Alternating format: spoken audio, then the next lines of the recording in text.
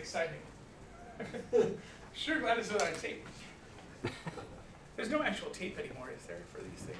Not for this, no. Yeah. I'll come and sit over by you all if you can. Have a good conversation. Hi, world. No. Well, it's good to have a conversation with y'all. We're going to talk a little bit about the birth narratives as they show up in the Gospels today and what they mean. One of the beauties of Christmas in the church is that we have more than one story of Jesus' birth, but oftentimes, whether it be for Sunday school pageants or for even Christmas Eve worship, and in the effort to smush everything together into one worship service, because it's harder to get people to come to multiples, we've taken all these stories and we've squished them in what the Bible community would call harmonizing them, making them all one story, and even our nativity sets, which come with both shepherds and wise people, harmonize these together. And so there's nothing inherently wrong with that, but I thought it would be fun to unpack a little bit of what these stories mean and what the Gospel's perspectives are. And so what I want to start with, what questions do you have about Jesus' birth as it is in the Bible? Are there parts that you've always gone, what's that about? Or other pieces. So ask away to start. Well, how much was it known? It seems like this little bitty area of what was happening in the world, what's going on. I mean, the shepherds came, the angels came and all that, but was it this big, wonderful, notable event? We don't know for sure. The fact that all four Gospels don't have a birth story would tend to lead people to think that it isn't as important as other events, which all four Gospels have. The feeding of the 5,000 is the one Bible story that Matthew, Mark, Luke, and John all have in relatively similar detail. So if we go by that as our measuring stick, I would say that's the most important event as far as the magnitude and the virality of that story. And we're going to read here in a little bit. Matthew and Luke have very different stories, and so you might not even know they're talking about the same stuff. Do they conflict in places? I wouldn't say they conflict. They have really different points of view, which is why it's cool that there are four Gospels. Because each Gospel writer has his own, because they're all dudes, we presume, his own bias, and their community that they're writing for. So a good example is it's a little bit like different newspapers. So the Wall Street Journal addresses one community, the New York Times another, the National Enquirer a third. And so none of the Gospels are quite the National Enquirer, but they're all writing in different times and for different audiences and for different demographics of people. And so that's where it really comes, where the differences come to fruition. So a good example is most people presume that the Gospel of Matthew is written for a group of Christians who have been Jewish. There aren't many Gentiles in their world. Hi, Pastor, you can come to the front. They only have so few people. So that there's very few Gentiles. And so Matthew focuses on lots of things and connections to the Hebrew Bible, to the prophets. He quotes the Old Testament more than the others. So what we know about Matthew, we don't know where exactly he was writing. A lot of people think it might be near Alexandria in Egypt. But we don't know for sure, which maybe explains why Mary and Joseph and maybe just go to Egypt as opposed to not doing that in Luke. Luke's Gospel, we think, is connected. It's a 2-volume set that Luke wrote Luke, and Luke also wrote Acts as the continuation of the Gospel of Jesus. It's the Gospel of the early church. And so that means Luke is really writing about Christianity for Gentiles and Jews. It tends to be more inclusive. Luke tends to use all a lot more. And so we have all these stories that we've heard from Mary and Elizabeth and Zechariah. So the women and those pieces. So Luke's audience has a different, it's like trying to read the it's like if you were reading the Milwaukee News in Atlanta. It wouldn't make sense if you don't know what's happening in Milwaukee. In a similar way, the Gospels have their own kind of unique group of people for whom they're writing and to whom they're trying to convey their messages. And so each of their stories reflects that. The shepherds show up in Luke's story because shepherds are kind of outsiders. Well, the whole early church is made up of lots of outsiders. And so, does the chicken come before or after that egg? We don't really know for sure. But to answer your question a little bit, Carol, was it a big deal that this happened? There's a whole group of Bible scholars in the 70s that got together, and they named themselves the Quest for the Historical Jesus Scholars. And that's what they got. I don't think they had a meeting and said, this is what we're going to name ourselves. But their goal was not to read the Bible as a piece of literature. It was not to read it as a spiritual document. It was to say, what is historically provable and what is not? And they don't agree on whether Jesus' birth is historically provable or not. Meaning what? That there's actual evidence that connects it to specific places, dates, times, events in history. And so a good example is the census in Luke.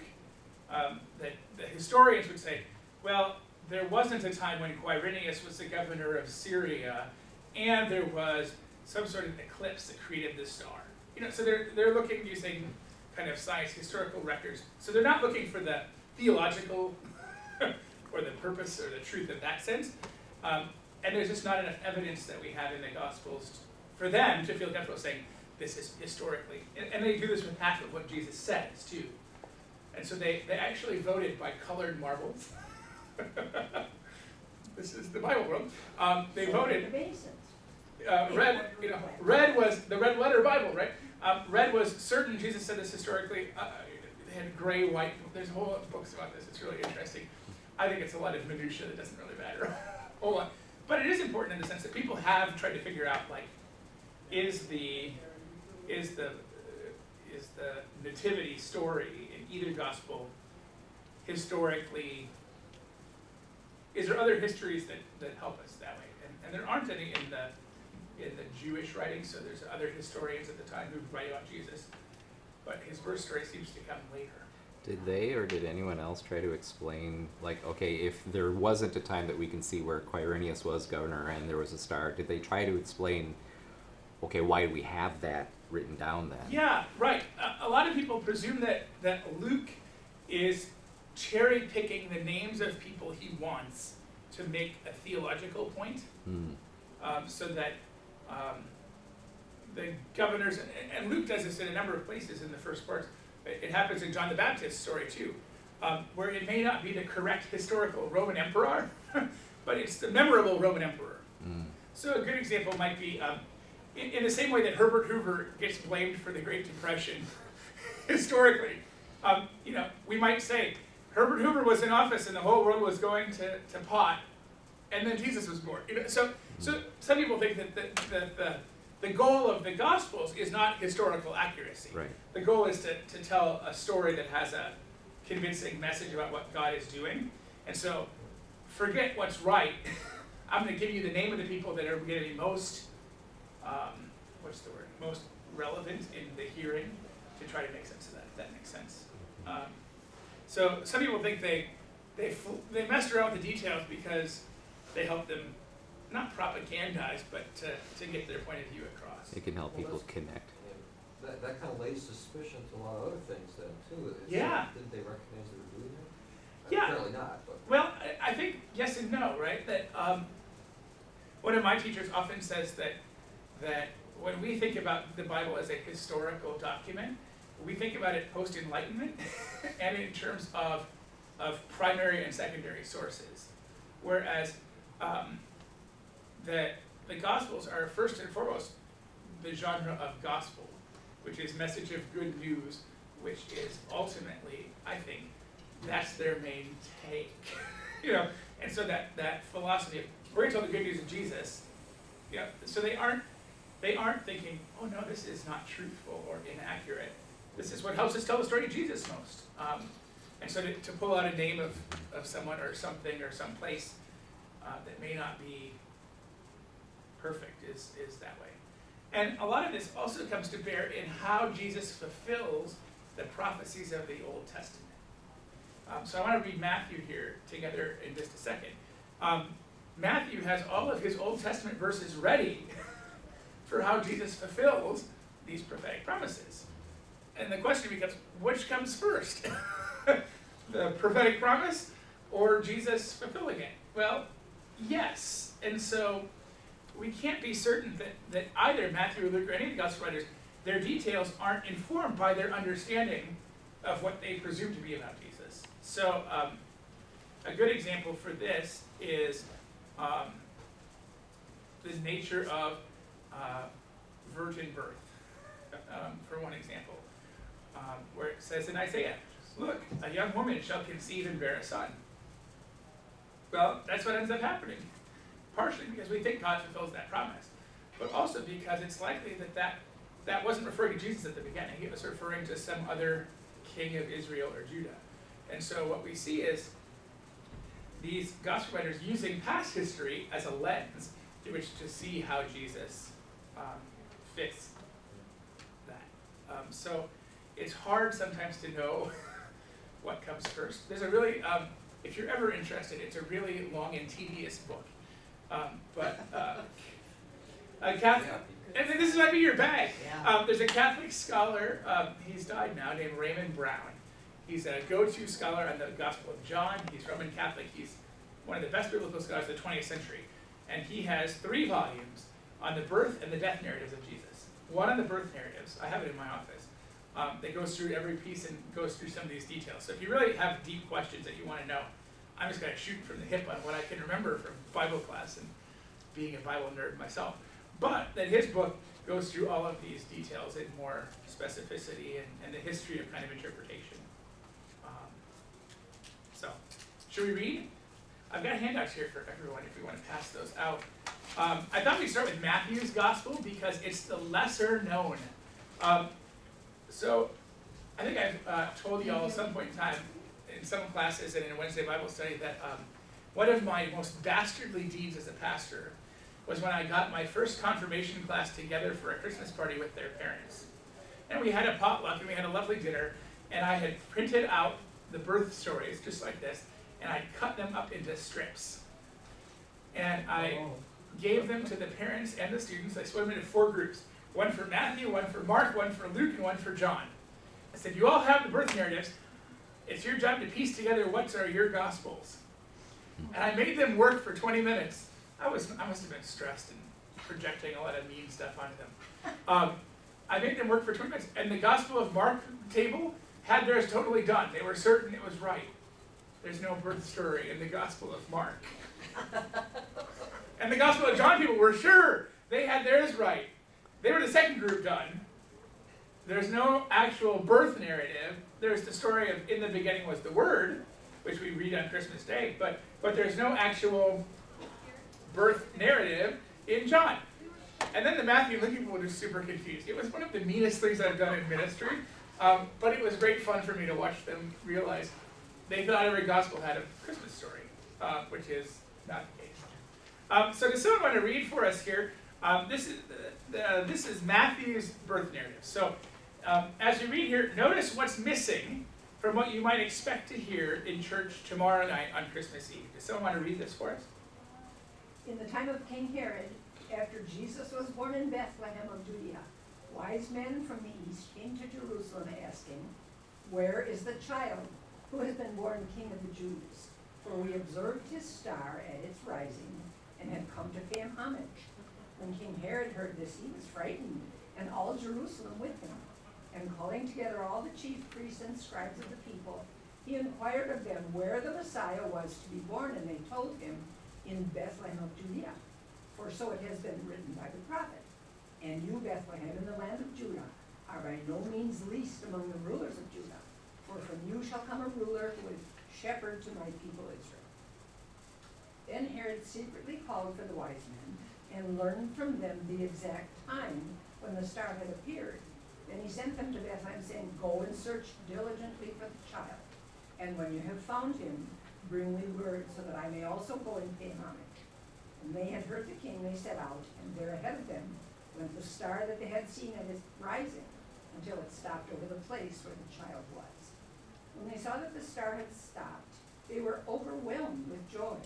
On entering the house, they saw the child with Mary his mother, and they knelt down and paid him homage. Then opening their treasure chests, they offered him gifts of gold, frankincense, and myrrh. And having been warned in a dream not to return to Herod, they left for their own country by another road. And if you want to turn the page on the back there just a little bit more.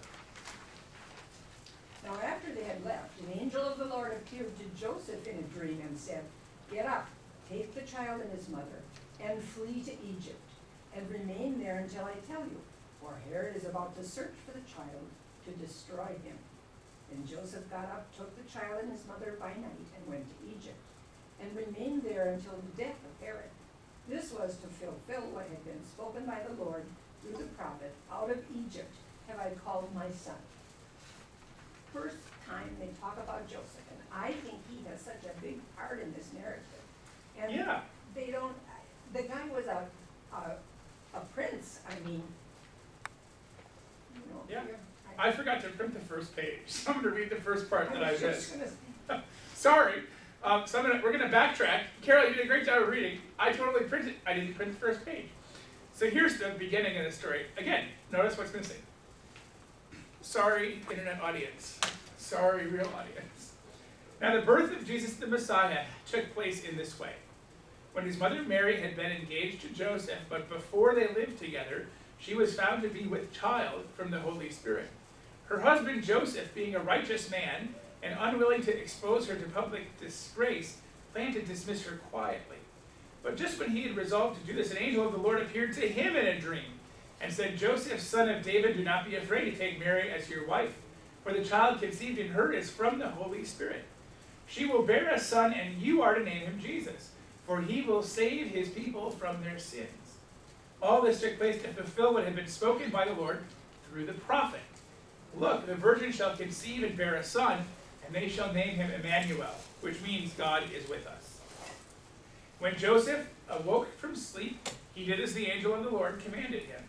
He took her as his wife, but had no marital relations with her until she had borne a son, and he named him Jesus. Can you believe what would happen if we acted on our dreams like people in the Bible did? Such a big, This is a total tangent, so forgive me. To be a pastor in the ELCA requires two forms of calling, external and internal. And so when you apply to become a pastor, you have to have two letters of recommendation from other people who would affirm that they see God's call in you to be a pastor.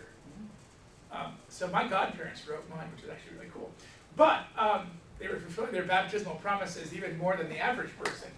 But what the reason that is, I worked in the seminary admissions office as a work study job, and I would say once a week someone called and said, "I just had a dream last night that I'm supposed to go to seminary. Can I get an application?" It happened almost weekly. And they never followed through most of the time because we said, well, actually there's a process you have to go through and here's what it is. So there are still a number of people who would say that that's the case. Total tangent. But going back to this Matthew's Christmas story, what did you notice that felt new or felt like what was missing that you were expecting? There was no manger or cattle or shepherds or any of that. Yeah, the birth They happens. said, on entering the house, Yeah, they saw the child, so it's like, this is sometime later, yeah, to me. yeah, yep. And historically, that's how some of this reads. Yeah. No manger, no shepherds, no swaddling cloths. Almost 90% of the details that we've come to know as the Christmas story, vamoose. It definitely sounds like it's written more for people who are looking for the prophecies to be fulfilled. And Yeah. what was written, oh, and here's this event, and they match. Yeah, and Matthew's gospel does this more than Luke, for certain, and more than Mark and John, totally. Where all these, this is to fulfill what it said in this, what fulfilled in this, fulfilled in this. And the word Emmanuel comes from the book of Isaiah. And so it's really interesting. Who here is familiar with or goes and sees or has heard or listens to Handel's Messiah at this time of year? 90% of Handel's Messiah is Isaiah and other Old Testament texts. So this birth story actually fits better with the Messiah than with Luke's story. So it's just an interesting piece. But you're right, Brian, there is a sense in which Matthew's, again, audience is mainly Jewish, looking for the Messiah, have a history of here's what the Messiah will look like, here's how Jesus fulfills that. And Luke does that too in his own way, but in a different way. Herb and then Doug. I always get curious, is there any other accounts or explaining about their journey to Egypt or their life in Egypt before and then leaving Egypt, coming back again? I'm fascinated only because I've been in that land, going from Bethlehem to Egypt, like, wow, that was a difficult trip. How in the world did they do it? Is there any scholarly talk on this, or?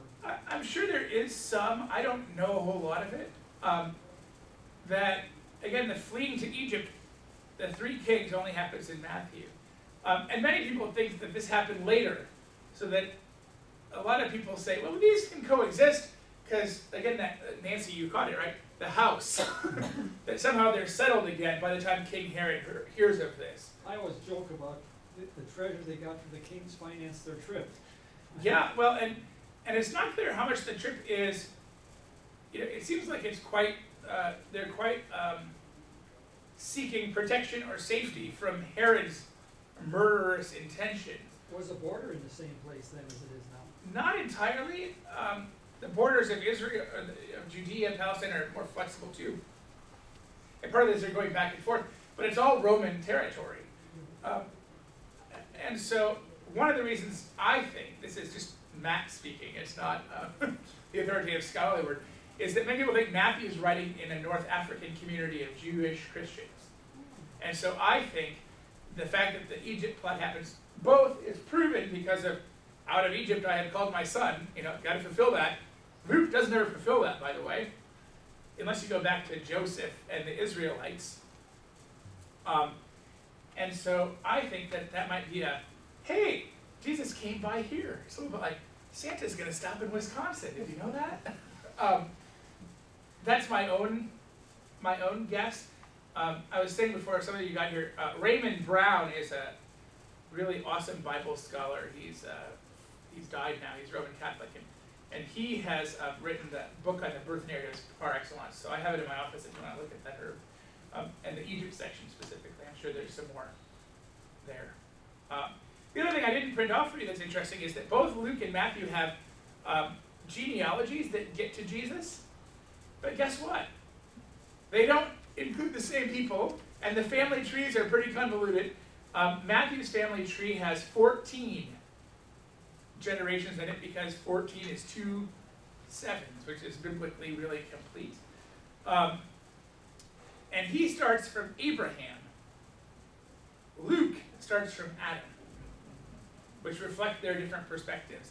Luke about Gentiles and Jewish Christians together, Matthew more Jewish community. I think that's not a coincidence.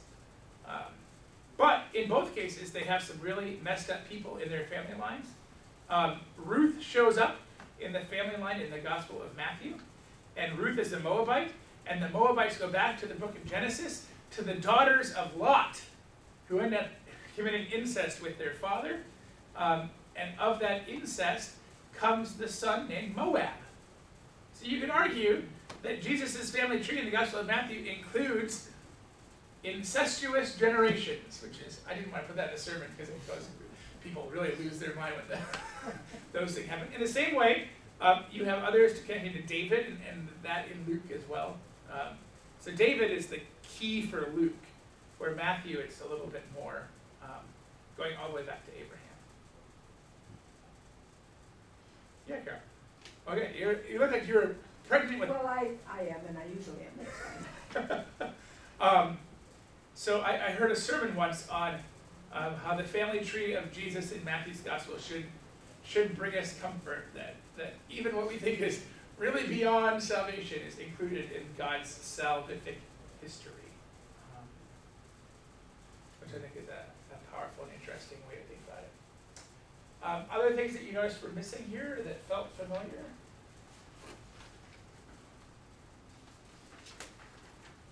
There's no talk of a census or taxes. And Yeah. so, and there's no mention of Nazareth. Correct. So then, you could say that Mary, Joseph, and Jesus just lived in Bethlehem. They weren't necessarily traveling there for tax reasons. They just lived there and had a house there, and that's where Jesus was born. Mm-hmm. Well, it doesn't even, it just says in Bethlehem. Yeah. Jesus just They told Jesus him just in gets born. Bethlehem. Yep. So So they're like living in Bethlehem. it would seem that that's the case. Luke cares a lot more than Matthew about the travel journey, and this is also because in the book of Acts, the whole journey of the book of Acts is a traveling journey. So I think, again, this is me speaking off this is my hypothesis, that Luke has Mary and Joseph on the move to get to Bethlehem, because he knows Jesus' ministry is centered around Galilee, and Bethlehem is in Judah, and so it keeps Jesus in the north and the south. And that's important because if the northern parts of Galilee, historically, tend to have perhaps more Gentiles or less, the northern kingdom was defeated first, historically, in the Bible. So Israel, where the Sea of Galilee is, where Nazareth is, has been separate. And after the northern kingdom is defeated in 587 BCE, a lot of numbers here, sorry, then Jerusalem, which is in Judea, Bethlehem in the south, tends to be where the center of Judaism is. So it makes sense to me that Luke has them start in Nazareth so that it's completing the cycle of the map. And Jesus' missionary journey does the same thing, where he starts in the north and works his way down and ends up in Jerusalem. So there's some people who suggest that that's part of that as well. Yeah, Don. I was gonna look at something, but she said you're getting ahead, but a lot of confusion comes, people who don't read the scriptures and know these stories by scriptures, see movies now. They had both movies on King of Kings and The Greatest Story Ever Told about the crucifixion and all the events leading up. And what I thought was interesting in the movie, and this is just, I'm going off to the side, where these two Roman soldiers ride up to Nazareth and they're taking a census for taxes. And they say, "You are Joseph?" He says, "Yes." And he says, "Are you Mary?" She says, "Yes." And he looks, he says, "Who's the boy?" "Well, that's my son." "How old is he?" She says, 12 years old. "Where was he born?" She says, "Bethlehem." And he looks at the other Roman soldier, and then you can see the wheels rolling. Forget about telling King Herod and all of those other people. He says, "We'll just put them on the tax rolls." They turn him right away. And I thought that was kind of interesting. Yeah. You know, that they realized here's a boy, 12 years old, that wasn't killed. Yeah, and that's definitely probably apocryphal, but yeah, and what's hard is we move from these birth narratives, and guess what the next stories are? Jesus is about 12. Mm-hmm. So there isn't a sense in which we have a lot of childhood stories also that could be, they are included in the Gospels. A few of the Gnostic Gospels have them. There's one where Jesus is playing with his friends and he makes a bird out of clay and then brings it to life, like a magician or something like that. But there's a reason those didn't make the cut when the canon was formed. So if you went to church on Christmas Eve and we only read Matthew's birth narrative, how would you feel?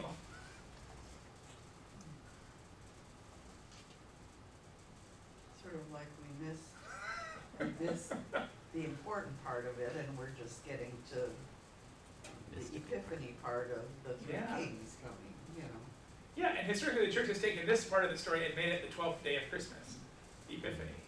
And so we'll actually hear this story on January 6th, because it's a Sunday this year. I feel like a lot's missing. And part of that's just, we've all been conditioned through the Sunday school performances we were in as 3-year-olds up until the present to see these kind of stories smushed together. There's a lot fewer hymn choices. There are lots fewer hymn choices, right? Yeah. And most of the hymns that mention the wise men only mention them as part of a verse after the shepherds. The We Three Kings is the only one, and that's not even in our hymnal, if you noticed. In case you ever want to know, We Three Kings isn't there. My favorite detail about the Matthew story that's worth mentioning is that there's never any mention of how many wise men there are. It never gives us a number. We presume there are 3 because how many gifts do they bring? 3. So that's where the notion of 3 wise men comes from. But you ever want to trick your friends and family at your Christmas dinner? Just say, how many wise men does it say in the Bible came to visit Jesus? And everyone will say, 3. And you'll go, actually, it doesn't say anything. And then they'll all roll their eyes at you and say, That's the why did great. Matt, why did you have to say that? Other things that you notice in this? So Luke is the preferred Christmas story birth narrative. Let's just be honest. And it's the one because it has more details. And it has the journey part, which I think is really captivating. As a kid, that was my favorite part. And as a kid, we go to my grandparents' church and they'd tromp us around the sanctuary and we'd knock at the door to the balcony and someone would be the innkeeper and say, there's no room here. You know, they use their sanctuary space and like, I got to live out the story. And so like I have memories of this from when I was 4 and 5. Then we always got cookies at the end. I was like, this is the best church ever. Even better than communion church. And so the story of Jesus' birth comes in kind of 2 sections that we read on Christmas. The section about the political taxing and the decree, which is very much in line with what Luke is trying to say. Mary and Joseph and Jesus are born into the Roman Empire and its system of rule, and some might argue oppression, of Jewish people definitely, but the poor in general. And so let's just have someone read the first 7 verses and see if anything feels missing. In those days, a decree went out from Emperor Augustus that all the world should be registered. This was the first registration and was taken while Quirinius was governor of Syria.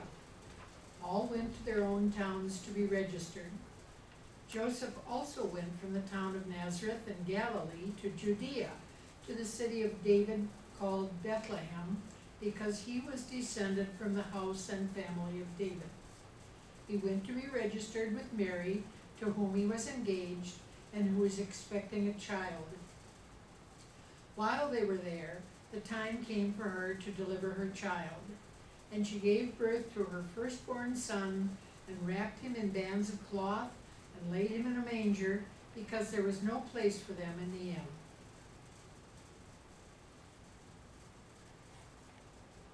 I think you could do that by heart almost, isn't it? It's, That was my part in 6th grade. it was, that's great. Excuse me. I've been talking a little bit today. That was your part in 6th grade. That's awesome. I had to read this at dinner every year at Christmas. My grandma would pull the Bible out from the Norwegian blue hutch, and I'd have to read it. So this is more familiar. Yeah, Nancy? So there's a king and then there's an emperor? Yeah, well, So, yes. I'm confused about that. Yeah, so the way that the Roman Empire worked develops over time, so that you have Emperor Augustus would have been the entire emperor of the Roman Empire, and then Herod and others become historically known as kind of the leaders of the prefects. They're almost like the prime minister or the regional or area rulers.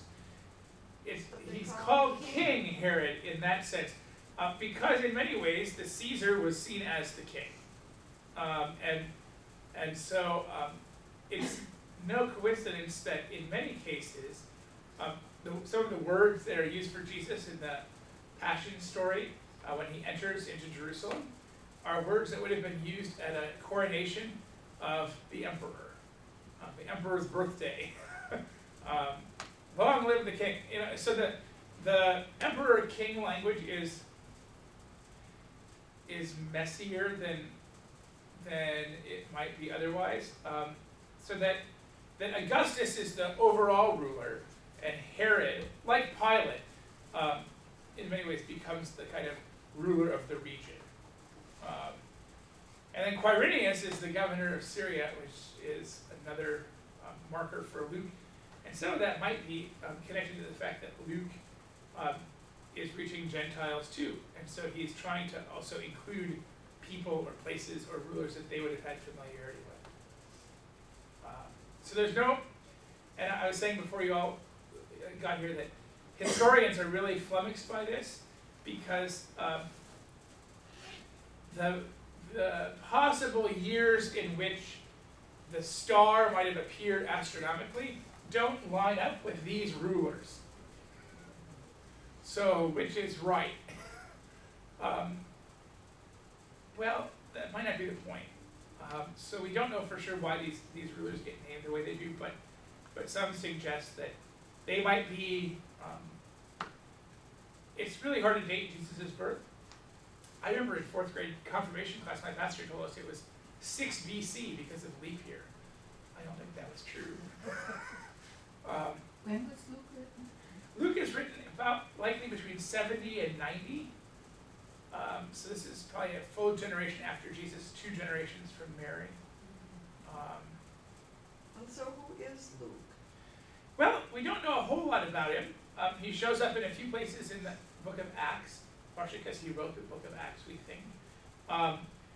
He is likely it says in the very first chapter of Luke, the first 4 verses, he's been commissioned to write this gospel by a man named Theophilus, which means lover of God. And there's all sorts of scholarship who says, who is Theophilus? Is that a code word? Is that a real person? Where did Theophilus live? Did Luke make him up and he's really just doing this for himself? The holes that we dig to find rabbits in are really interesting. But a lot of times he's presumed to be a physician, although that's not wrong. It's just, a lot of people call him Dr. Luke. So did he get paid for it? Because he says he was. It's likely he may have been paid for it. Yeah, that there's a patronage sort of relationship on this kind of there.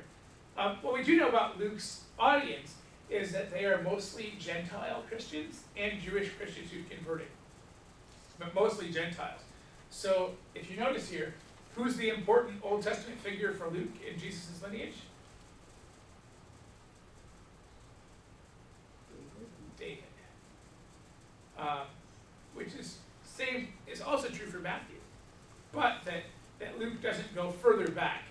And you might notice here, guess what you don't see in any of this story? This is to fulfill the prophecy that said, because if you were a Gentile, you may not have known those prophecies. So it's a little bit like if I were teaching a class of new members, none of whom had been Lutheran, and I only referred to Martin Luther and the small catechism without telling them what it was or where it came from. Might not be the best idea for how to tell the story of what it means to be Lutheran. Is it possible that Luke himself was a Gentile, not a Jew, so those prophecies wouldn't bear any meaning to him? Yeah, possibly. Yeah, it's hard to know for certain. And I don't have my little book with me that is the Introducing the New Testament book that I've had in Bible study. Goes into way more depth into each of the gospel writers and what we know or don't know about them. But what we do think is that Luke and Matthew both had a copy of Mark's gospel, as well as a copy of another document that no one has a copy of now. It's called Q. That was a common occurrence in the ancient Near East was that large historical figures, people would write down their sayings. And so we think there was some sort of document that was sayings of this man named Jesus that both Matthew and Luke had a copy of, because they tell the same stories with these same quotes of Jesus. And it's like too good to have been made up by both of them. Like, so most people presume there's this whole other set of things that are there. Should we keep reading? Who would have written that? So, We have no idea.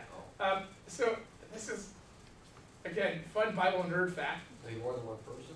Possibly, yeah. And then it was a collection, so that, you know, you might have, if you were, Monty Python makes fun of this. Blessed are the cheesemakers. What about other purveyors of dairy products? Because they can't hear in the back when Jesus is saying the Sermon on the Mount, saying, blessed are the peacemakers. They go, the cheesemakers? What if I'm a milk seller? So it's likely that there might have been more than one that eventually get brought together. And it took a lot of money to write something down. Paper, vellum, it's not really paper, animal skins, ink, all very expensive and very hard to get to. So, you know, the notion of running off 20 copies of something way different in this time too.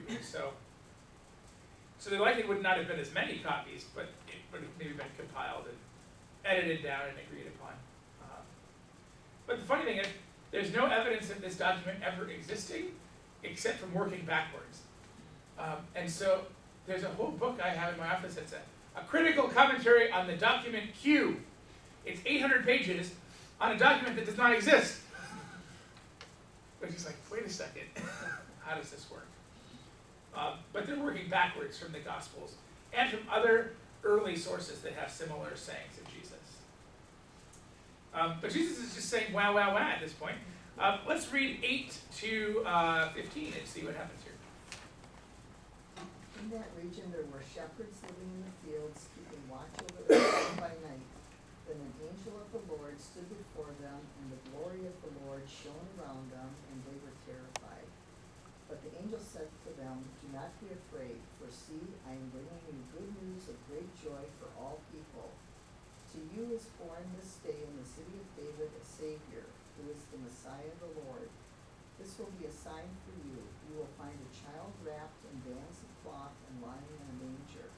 And suddenly there was with the angel a multitude of heavenly hosts praising God and saying, glory to God in the highest heaven, and on earth peace among those whom he favors.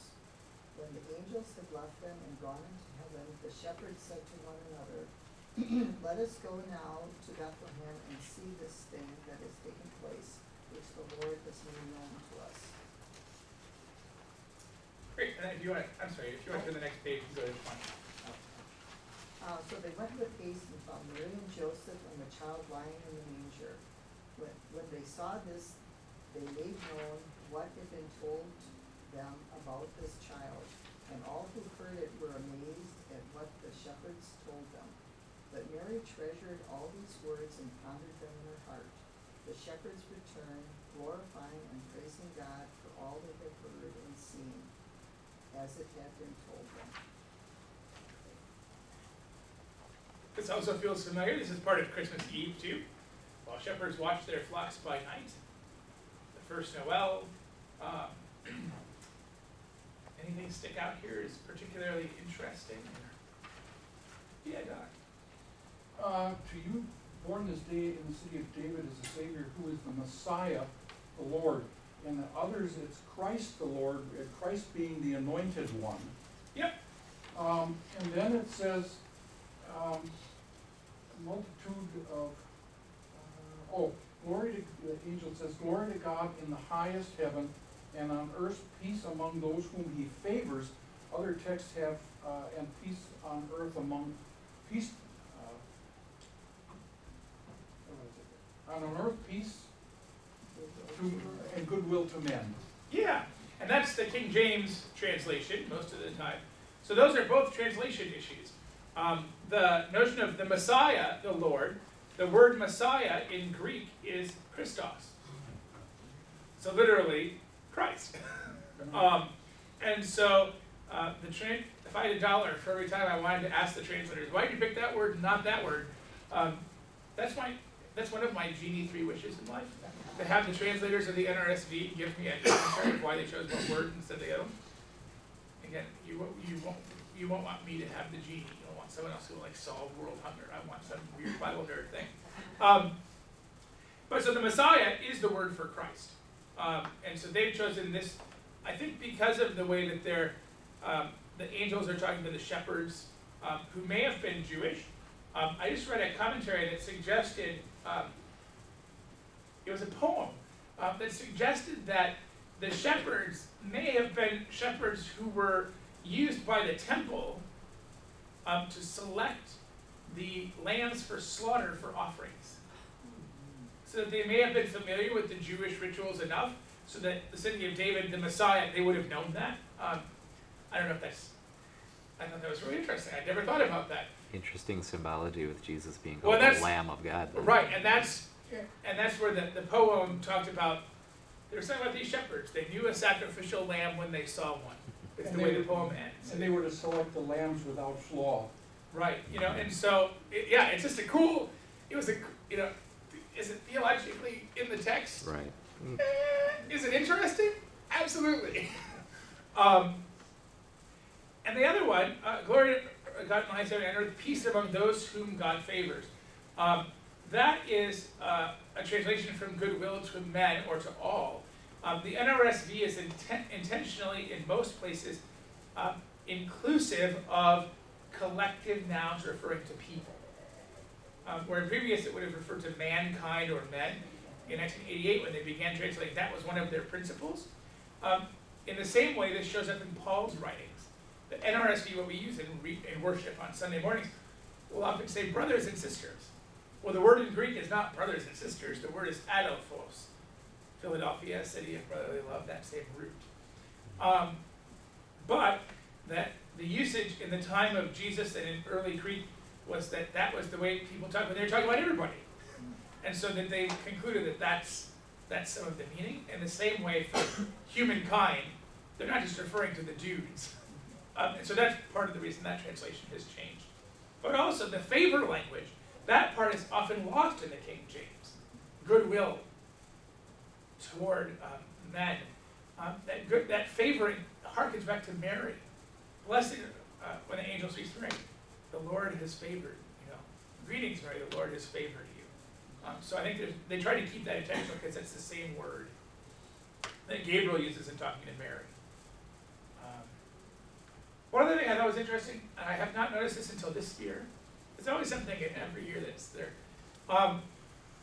The use of bands of cloth may suggest that Mary and Joseph were so impoverished they didn't even have a full amount of cloth. They had to make Jesus' infant wrappings out of what they had, kind of like a bird making a nest out of different pieces of string or fabric, so that perhaps all of our Sunday school pageants with a full, lovely white blanket miss the point of bands of cloth. Swaddling clothes would be that, but the notion of the bands of cloth here suggesting perhaps even the level of crudeness or poverty or lack in the birthing scene.